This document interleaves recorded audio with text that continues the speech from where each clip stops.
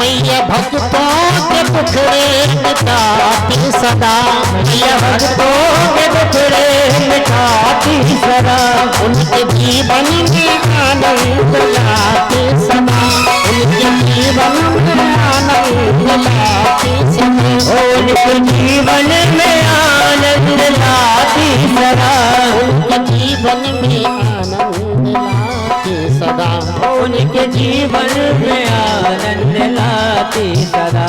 तेरी महिमा जगत में बखानी रे, तेरी महिमा जगत में बखानी रे, हम पे कर दो कृपा माता रानी रे।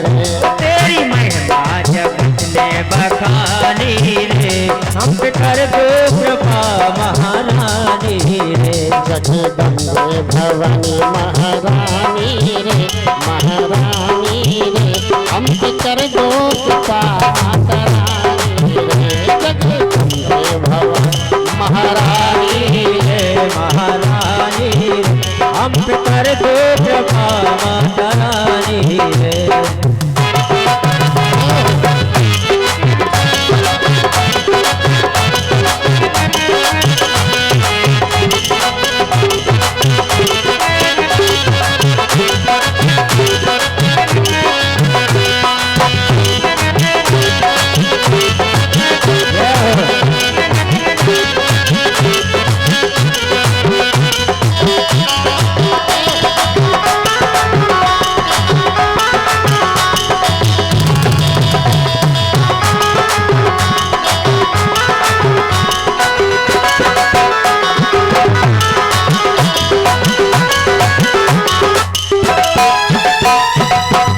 ब्रह्म विष्णु तथा रुद्र ध्यावे तुम्हें, ब्रह्म विष्णु तथा रुद्र ध्यावे तुम्हें, देव गंधर्व दानव मनावे तुम्हें, देव मानव मनावे तुम्हें, देव गंधर्व दानव मनावे तुम्हें, देव गंधर्व दानव मनावे तुम्हें, देव गंधर्व दानव मनावे तुम्हें, ओ देव गंधर्व दानव मनावे तुम्हें, देव गंधर्व दानव मनावे तुम्हें, देव गंधर्व दानव मनावे तुम्हें। हम पे कर दो दया माँ भवानी रे, हम पे कर दो दया माँ भवानी रे, हम पे कर दो कृपा माता रानी रे। महारानी रे, हम पे कर दो कृपा माता रानी, ओ हम पे कर दो कृपा माता रानी, ओ हम पे कर दो कृपा माता रानी रे।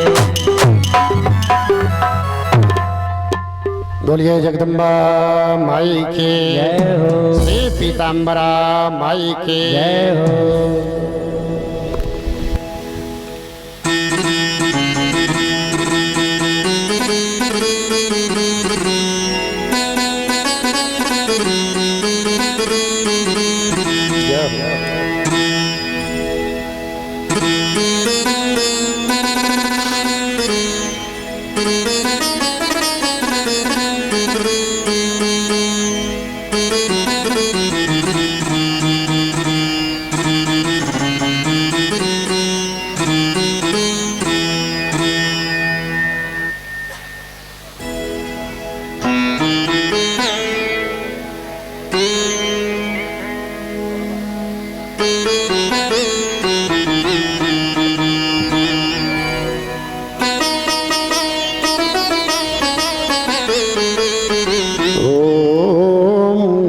चंडिकायै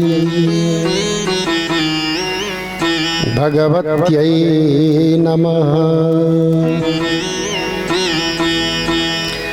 ऋतवागिति विख्यातो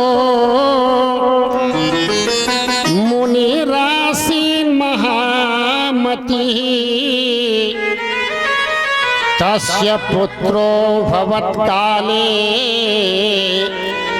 गंडान्ते पौष्णभान्तिके।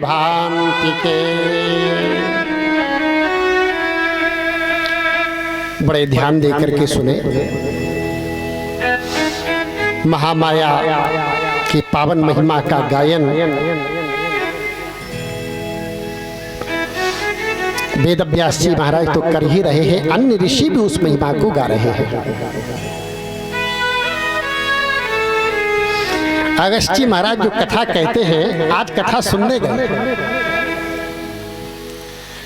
कहने वाला भी तो सुनता है। जैसे शंकर बाबा गए थे, कल सुना था कथा सुनने अगस्त्य जी से। लेकिन आज अगस्त्य जी महाराज किसके पास कथा सुनने गए? शंकर बाबा के जो बेटे हैं कार्तिकेय, कार्तिकेय के पास में जाकर के आज कथा का निवेदन किया कि आज पवित्र पवित्र कथाएं आप हमें सुनाइए। अगस्त्य महाराज के लिए आज पावन आख्यान सुनाना प्रारंभ किया। बोले एक महात्मा थे, ये महात्मा का नाम है ऋतवाक। ऋतवाक नाम के एक मुनि थे, बड़े तपस्वी थे, बड़े ज्ञानी थे, साधना में रहने वाले थे, बड़े पवित्र महात्मा थे।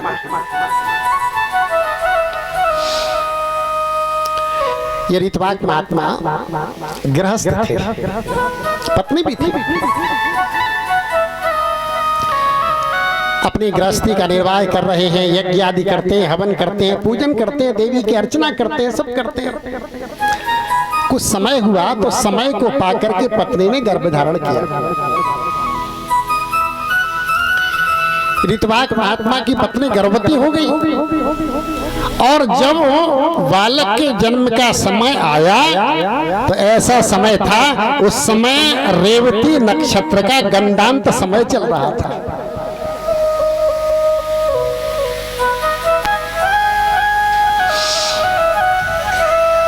रेवती के गंडांत जो मूल पड़ते हैं, ऐसे में बालक का जन्म हो गया। ये समय अच्छा नहीं माना जाता है, गंडांत समय। इसलिए ऐसे समय में बालक का जब जन्म होता है, बालक का जन्म होने के बाद उसके सारे संस्कार महात्मा ने कराए, जो भी होते हैं सारे संस्कार विधिवत कराए। और जब थोड़ा बड़ा होता है तो उसका यज्ञोपवीत संस्कार भी कराया। चूड़ोपनयनादिश्च संस्कारा नपि सो करोत। चूड़ा कर्म हुआ, यज्ञोपवीत संस्कार हुआ, सारे संस्कार बालक के करा दिए। अब बालक बड़ा हो गया,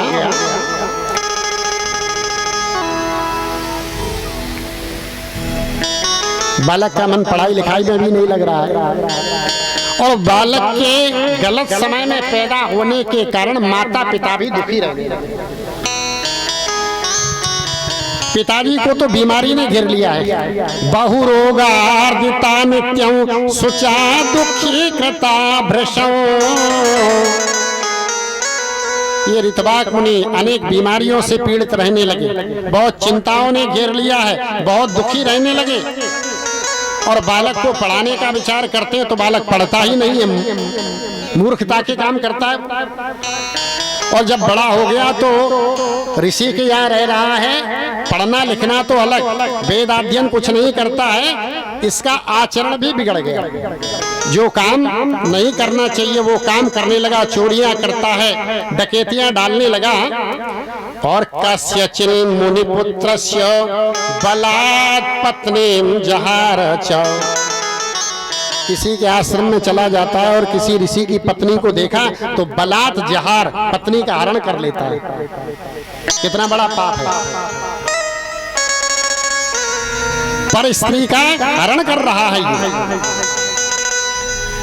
अब पिता तो तपस्वी हो और बेटा ऐसा दुराचारी निकल जाए, पूजा पाठ न करे।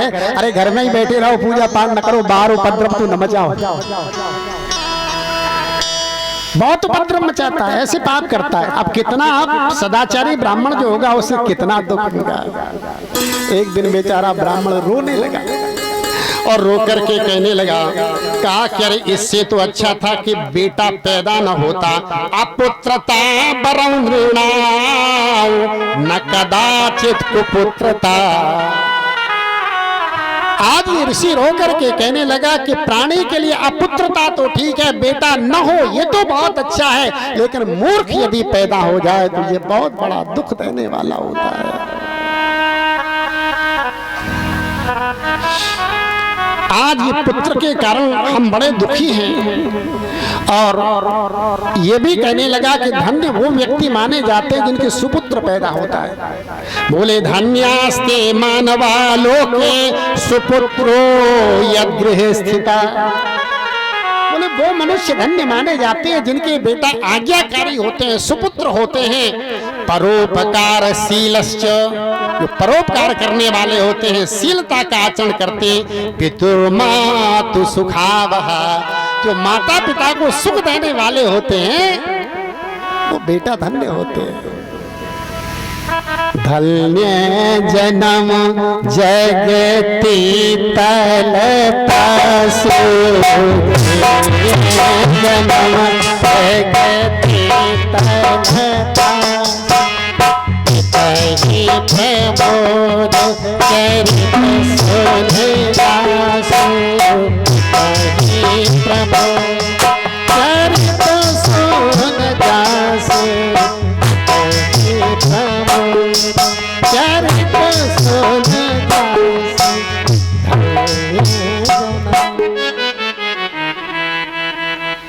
जन्म उसी का धन्य माना जाता है जिस बेटे का चरित्र सुनकर के पिता को शीतलता मिले, हृदय भर जाए, लोग कहें कह रही ये बेटा है तुम्हारा।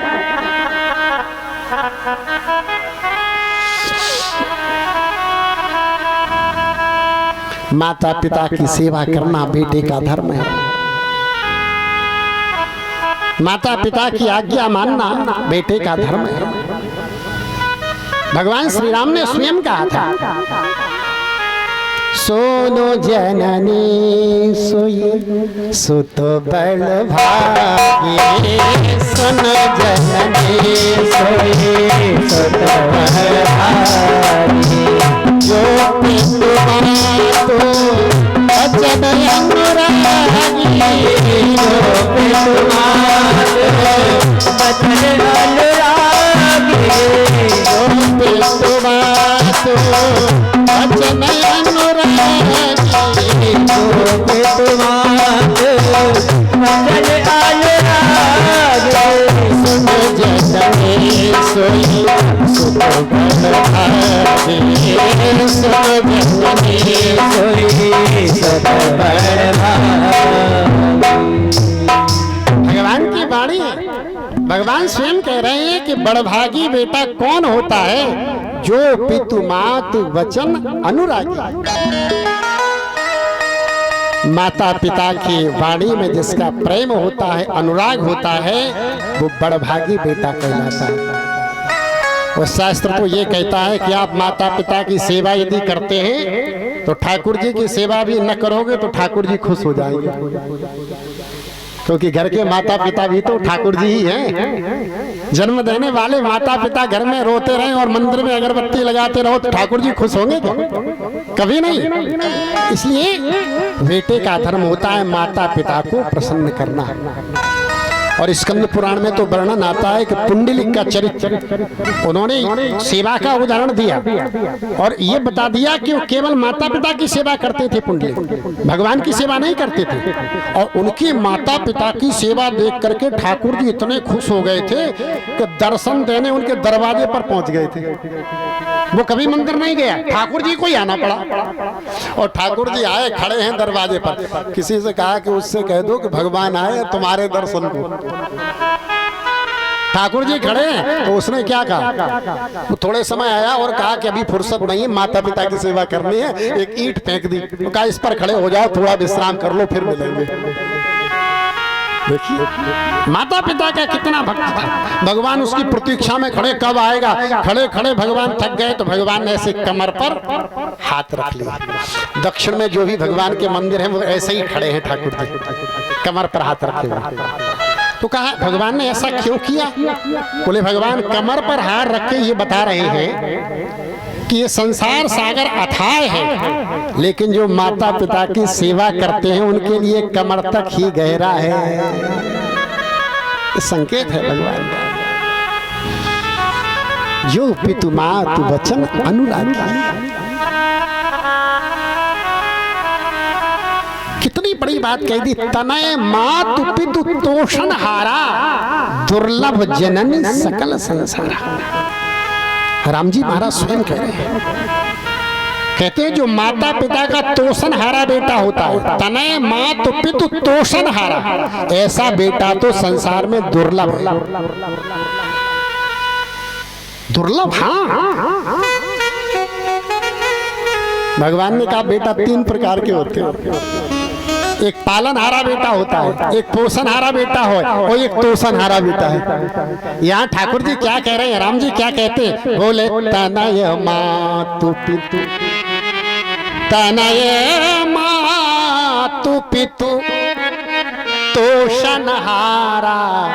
पालनहारा नहीं कहा, पोषणहारा नहीं कहा, तोषणहारा कहा। तोषणहारा, पालनहारा तो उतना ही काम करेगा, माता पिता को भोजन खिला रहे हैं बस। बोले पालनहारा उनका पालन कर रहे हैं, पालनहारा होगी इतने से मतलब है, बस रोटी दिए जाओ माता पिता को। पोषणहारा बोले भोजन तो दे रहा है और इसके साथ साथ उनकी इच्छाओं की भी पूर्ति कर रहा है। माता पिता की इच्छा होती है कि हमको कथा में जाना है, तो माता पिता चल नहीं पा रहे हैं तो वाहन से उन्हें कथा सुनवा लेता है। माता पिता की कोई इच्छा हो रही तो पूर्ति कर देता है। पोषणहारा बेटा। राम जी महाराज बोले तोषणहारा तो दुर्लभ है। क्यों? बोले तोषणहारा बेटा तो वो कहलाता है कि माता पिता इच्छा ही न कर पाए, इसके पहले ही बेटा समझ जाए कि माता पिता चाहते क्या है, कह न पाए, मन में ही उनकी इच्छा जागृत हुई, बस वही काम कर दे समझ करके कि ये चाह रहे हैं। ऐसे बेटे कहाँ मिलते हैं? दुर्लभ जननी सकल संसार। आज ये ऋतवाक नाम के मुनि, आप सुन रहे हैं देवी भागवत में, ऋतवाक नाम के मुनि बेचारे दुखी हो रहे हैं। अन्य बेटों को देखते हैं तो कहते वो धन्य है, उनका कितना अच्छा बेटा है, सेवा करता, आज्ञा मानता है, और हमारा बेटा डकैत हो गया, चोरियां करता है, पर स्त्रियों का हरण करता है, कितना बिगड़ गया है। रो रहे। अरे लालन तेरे हम कुकर्मों पे रोए, लालन तेरे हम कुकर्मों पे रोए, लालन तेरे हम कुकर्मों पे रोए, लालन तेरे हम कुकर्मों पे रोए, लालन तेरे हम कुकर्मों पे रोए। गया धन सभी गरीबी पर रोए, गया धन सभी गरीबी पर रोए, लालन तेरे हम कुकर्मों पे रोए, लालन तेरे हम कुकर्मों पे रोए। आंसू बह रहे हैं। मानव जन्म को पाकर यूं ही गवाया, मानव जन्म को पाकर यूं ही गवाया, वैश्या के चरणों में सिर को झुकाया, वैश्या के चरणों में सर को झुकाया, तेरी पाप कठेरी को हम कहाँ धोए, तेरी पाप कठेरी को हम कहाँ धोए, लालन तेरे हम कुकर्मों पे रोए, लालन तेरे हम कुकर्मों पे रोए।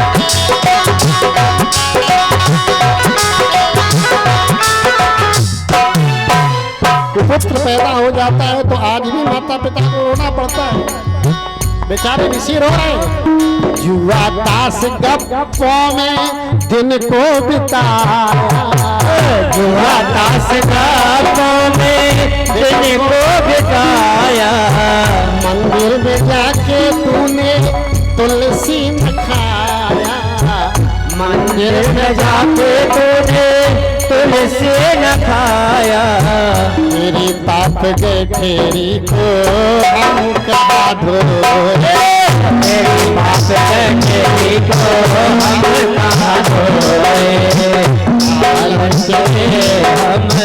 दुख मुक्त होए।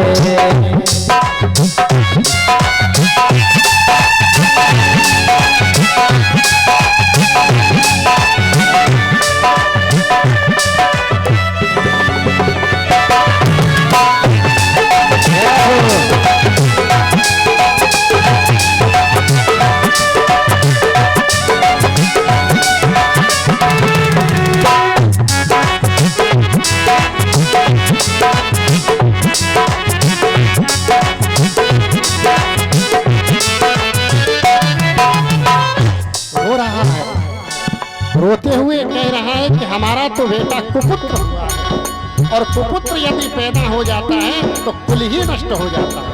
कुपुत्रेण कुलं नष्टं कुपुत्रेण हतं यशा। कुपुत्र यदि कुल में पैदा हो गया तो कुल ही नष्ट हो जाता है, और कुपुत्र से यश भी नष्ट हो जाता है, कोई बड़ाई थोड़ी करता है। कुपुत्रेण चामुत्र दुख निरयता तना। कुपुत्र पैदा हो गया तो कुपुत्र के कारण जीव को नरक भी जाना पड़ता है। कुपुत्रेण वयो नष्टो,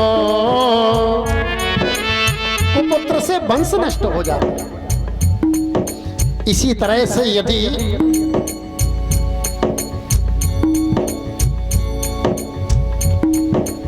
कुभोजन है तो कुभोजन से हमारा शरीर नष्ट हो जाता है, अच्छा भोजन न मिले। इसलिए कुपुत्र हमेशा दुखदायी होता है। इस प्रकार से बड़े दुखी हो रहे हैं, और इतने दुखी हुए सोचने लगे कि मैं तो सदाचारी ब्राह्मण, पूजा पाठ करने वाला, संध्या वंदन करने वाला, वेद का पाठ करने वाला, लेकिन मुझसे ये पाप क्या हुआ कि मेरी ये संतान ऐसी हुई। कुपुत्र पैदा हुआ तो मेरे कोई कृत्य का फल होगा, मेरे कोई कर्म का फल होगा जो मुझे ऐसी संतान मिली। क्या करें? किसी महात्मा से पूछे, मन में ध्यान आया, बोले देखो गर्गाचार्य जी महाराज बड़े बुद्धिमान हैं, तो आज गर्गाचार्य जी महाराज के पास चलते हैं। और ये ऋतवाक नाम के जो ऋषि हैं आज कहाँ गए? गर्गाचार्य जी महाराज के पास। और गर्गाचार्य जी महाराज को जाकर के प्रणाम किया, और प्रणाम करने के बाद कहा, महाराज भगवन् स्वामहं पृष्टुमिच्छामि वद तत्प्रभो ज्योतिषशास्त्रस्य चाचार्यो पुत्र दौशील्य कारणम्। गर्गाचार्य जी महाराज के पास ही क्यों गए? इसका कारण था, ऋषि महात्मा तो बहुत थे, लेकिन गर्गाचार्य जी महाराज ज्योतिष शास्त्र के बहुत बड़े पंडित माने जाते हैं, और उनका ये ग्रंथ है जिसका नाम है गर्ग संहिता। ये ज्योतिष का बहुत बड़ा ग्रंथ है। तो ज्योतिष शास्त्र के ज्ञाता होने के कारण गर्गाचार्य जी महाराज के पास जाकर प्रणाम किया, प्रणाम करके अपनी विनती सुनाई और कहा, महाराज आप ज्योतिष शास्त्र के बहुत बड़े पंडित हैं, और ज्योतिष शास्त्र तो भगवान का नेत्र है। जैसे नेत्र के द्वारा सब कुछ देखते हैं, ऐसे ज्योतिष का यदि सही ज्ञान हो तो हम ज्योतिष के द्वारा सब कुछ समझ लेते हैं। आप इतने बड़े आचार्य हैं, इसलिए आप हमारे लिए ये बताइए कि हमने जीवन में कभी अधर्म नहीं किया है। गुरु शुश्रूषया वेदा अधीता विधिवलमया। गुरुदेव भगवान की शुश्रूषा माने सेवा करते हुए हमने विधिवत वेद का अध्ययन किया है, और ब्रह्मचारी वितम त्वा विवाहो विधिवत कृता। ब्रह्मचर्य का पालन किया और ब्रह्मचर्य का पालन करने के बाद फिर हमने विधिवत विवाह किया है। हमारे किसी कृत्य में किसी प्रकार की कमी नहीं रही है। हम गृहस्थ को जो हवन करना चाहिए अग्निहोत्र भी करते हैं, सदाचार का पत्नी के साथ पालन करते हैं। इतना सब कुछ करने के बाद भी हमारी समझ में ये नहीं आ रहा है कि हमारा जो बेटा हुआ है वो दुराचारी क्यों हुआ। प्रश्न करते हैं आचार्य जी महाराज, ये तो बताओ कौन से कुकर्म के कारण हमारा लड़का बिगड़ गया। हम लोगों के भी लड़के बिगड़े रहते, धन्य है जिनके सुपुत्र पैदा होते हैं, लेकिन अधिकतर आजकल लड़के बहुत बिगड़ रहे हैं। और लड़का यदि बिगड़ गया तो माता पिता को कष्ट रहता है। आज इतने कष्ट में महाराज जी से पूछ रहे हैं, महाराज बताओ तो हमसे जीवन में गलती हुई क्या है। आचार्य जी महाराज बहुत बड़े ज्ञानी थे। उन्होंने ध्यान लगाया और ज्योतिष से देखा तो उनकी समझ में आ रहा है। घर गुबाचो गर्गाचार्य जी बोले, मुने नैवा पराधस्ते न मातुर न कुलस्य चो।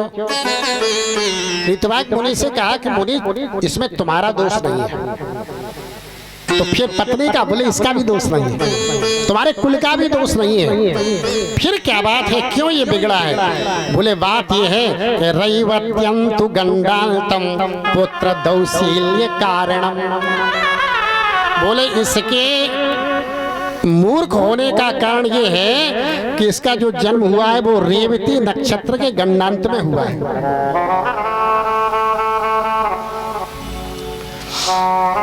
और ये मूल जो पढ़ते हैं उसमें गंडांत समय होता है। तो पंडित जी महाराज ये बताते हैं कि पिता के लिए बहुत कष्टकारी है और 6 महीने तक बेटे का मुख नहीं देखता है पिता।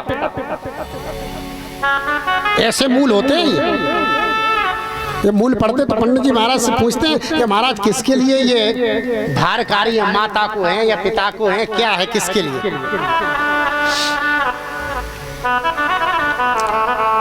ये गंडांत जो समय होता है, रेवती अश्विनी, इनकी जो संधि है 2 घड़ी, इसी क्रम में अश्लेषा मगा ज्येष्ठा मूल, इनकी जो संधि है उनमें 4 घड़ी तक ये समय वर्जनीय है।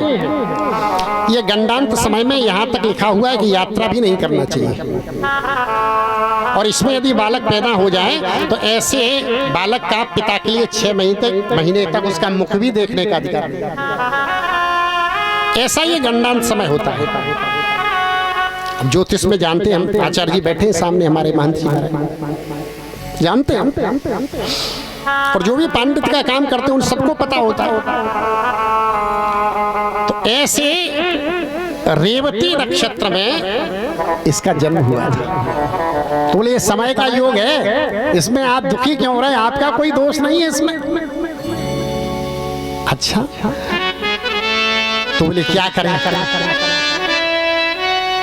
हमारे लिए आदेश करो, हम मूर्ख के साथ में रहेंगे, हमारी बेटी की बुद्धि सुधर जाए, कुछ तो बताओ। तो कहा कि एक ही प्रकार से तुम्हारे बेटे की बुद्धि सुधर सकती है, ये सदाचारी बन सकता है। क्या करना चाहिए। बोले समाराधयतने नो दुर्गा दुर्गति नासिनी। गर्गाचार्य जी ने बताया, महिमा जानते हैं भगवती की, इसलिए कह रहे हैं दुर्गति नासिनी दुर्गा, महामाया भगवती दुर्गा की आराधना तुम करो, कृपा हो जाएगी अंबिका देवी की, तुम्हारे बेटे की बुद्धि ठीक हो जाएगी। पराम्बा जगदम्बा माँ भगवती सब कुछ ठीक कर सकते हैं। गर्गाचार्य जी ने बताया दुर्गा जी की महिमा के विषय में। अब इन्हें शांति मिली, लेकिन गर्गस्य वचनम श्रुत्वा ऋतुवा क्रोध मूर्छिता। अब गर्गाचार्य जी की वाणी सुनकर के ये ऋतुवाक मुनि को रेवती नक्षत्र पर गुस्सा बहुत आया। बोली इतना खराब है। तो ऐसे समय में कई बच्चे पैदा होते होंगे तो उनका क्या होता होगा? बोले आज हम ये नक्षत्र को ही नहीं रहने देंगे। और ऋषि ने अपनी तपस्या का बल लगाया, हाथ में जल लिया और आज ऊपर फेंक दिया जल और कहा कि इसी समय ये पतित हो जाए नक्षत्र। रेवती जो नक्षत्र 27 नक्षत्रों में है, तो जैसे ही इन्होंने मंत्र शक्ति का प्रयोग किया, आकाश मार्ग से वो नक्षत्र नीचे गिरा। जो कुमुद नाम का कुमुदाचल पर्वत है, उस पर्वत पर वो नक्षत्र गिर पड़ा। महात्मा का तप था, तेज था। और जैसे ही वो नक्षत्र गिरता है वहां, वो पर्वत पहले तो कुमुद पर्वत था, उसी का नाम फिर रैवत पर्वत हो गया, क्योंकि रेवती नक्षत्र गिर गया तो इसलिए उस पर्वत का नाम हो गया रैवत पर्वत।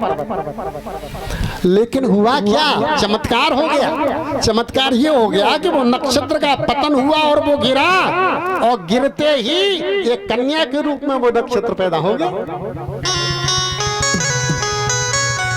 कन्या का जन्म हो गया पर्वत पर। और कन्या जब पैदा हो जाती है तो उस पर्वत पर एक महात्मा रहते थे, ब्रह्मर्षि प्रमुचो नामो कुमुदा द्रौसुता विव।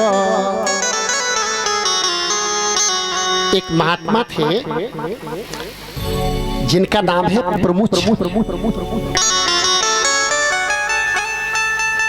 ध्यान दें, क्योंकि ये नाम कुछ ऐसे महात्माओं के नए नए हैं, शायद पहली बार सुन रहे होंगे, इसलिए कथा तो आपको रहेगी कि पराम्बा की ऐसी महिमा नाम भूल जाएंगे। प्रमुच नाम के महात्मा उस पर्वत पर निवास करते थे। वो महात्मा घूमते हुए जैसे ही पहुंचे, उन्होंने नन्ही सी छोटी सी एक कन्या को देखा।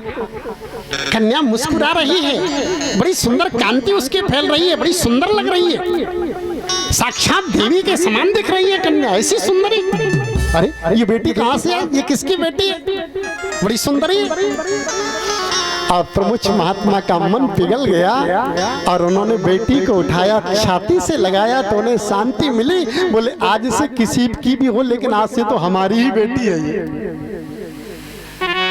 और वो प्रमुख महात्मा उस बेटी का पालन पोषण करने लगे। नन्ही सी कन्या को पाल रहे हैं, पोषण कर रहे हैं, दूध की व्यवस्था करते हैं, सारी व्यवस्थाएं उसकी कर रहे हैं महात्मा। अथ कालेन च प्रौढ़ां दृष्ट्वा तां रूपशालिनीं स मुनिश्चिन्तयामास्य कोऽस्या योग्यो वरो भवेत्।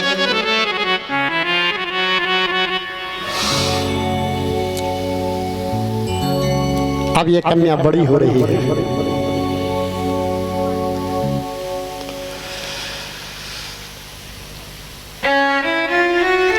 बोलिए जगदम्बा मैया के जय हो।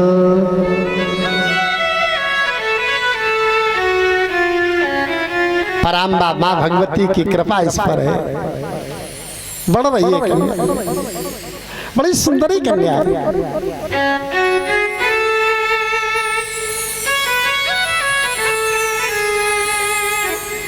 कन्या जब बड़ी हो जाती है तो पिता को चिंता सताती है कि अब इसकी शादी करनी पड़ेगी। बड़ी होगी तो शादी तो करनी ही पड़ेगी।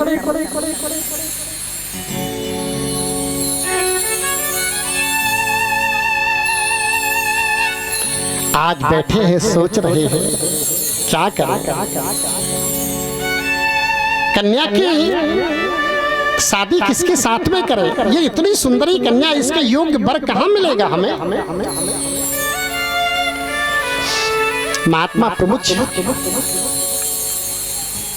अग्निशाला में जहाँ हवन करते थे,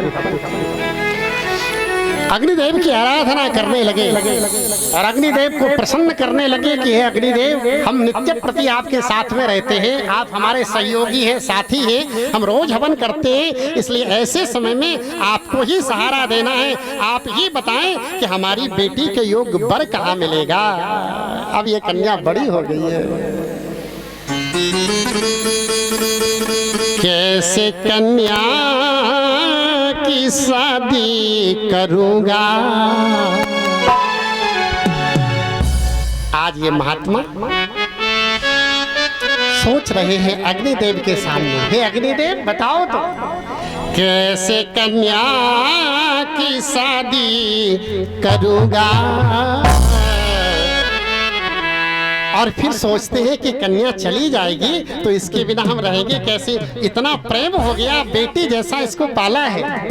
कैसे कन्या की शादी करूंगा, कन्या बिन मैं तो कैसे जिऊंगा। कैसे कन्या की शादी करूंगा।